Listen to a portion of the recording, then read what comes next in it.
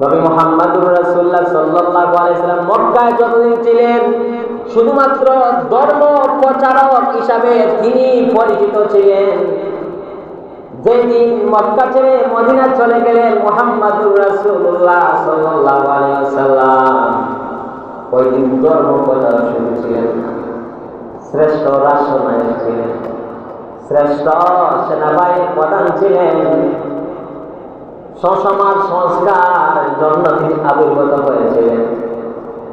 যে মুসলমান মক্কা থাকা অবস্থায় তারা ছিল নির্যাতিত, নিপীড়িত, নিগৃহীত, একেবারে দুর্বল সংখ্যালঘু মুসলমান।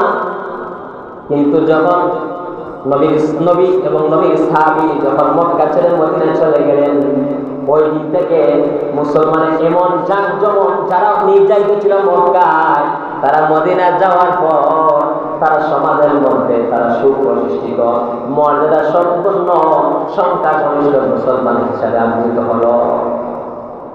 দেখেন, মক্কা থাকা অবস্থা এক অবস্থা নবীজির ছিল, নবীর সাহাবায়ে কেরামের অবস্থা ছিল।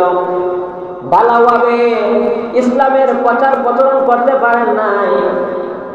যেদিন মদিনা চলে গেলেন, এমন ভাবে ইসলাম প্রচার করলেন, নবীজি শেষ পর্যন্ত রাষ্ট্রনায়ক হয়ে রাষ্ট্রপ্রধান হয়ে গেলেন, দেশের রাজা বাদশাহ হয়ে গেলেন। সুবহানাল্লাহ।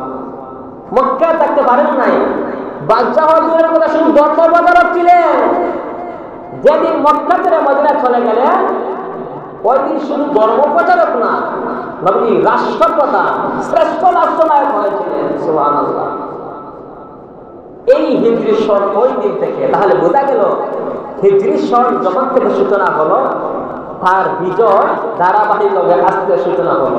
হিজরি সন মানে মুসলমানের বিজয় শুরু। মক্কা থাকা অবস্থা কোনো কিছু করতে পারেন নাই, শুধু ধর্ম প্রচারক, ইসলামের দাওয়াত দিয়েছিলেন, তেমন একটা কাজ করতে পারেন নাই, কাফির কুফার যন্ত্রণা। কিন্তু যখন মক্কা ছেড়ে মদিনা চলে গেলেন, এমন ভাবে ধর্ম প্রচার করা শুরু করলেন সারা দেশের মধ্যে, মদিনা শহর, সারা অলিতে গলিতে, সব জায়গার মধ্যে কি করলেন, নবীজি ধর্ম প্রচার করলেন। সুবহানাল্লাহ। এই হিজরি